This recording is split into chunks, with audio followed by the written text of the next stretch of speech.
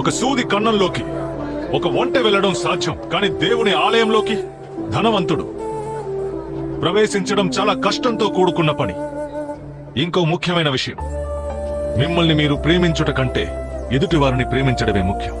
బోధకుడా, నీకన్నీ తెలుసటగా, అందుకే అడుగుతున్నాను. రోమన్లకు మనం కప్పం చెల్లించాలా వద్దా? ఏమంటావు? చెప్పు. రోమన్లకు కప్పం చెల్లించాలంటావా? నాణం మీద ఎవరి బొమ్మ ఉంది? సీజర్ది. సీజర్ కి చెందింది సీజర్కే ఇచ్చేయండి.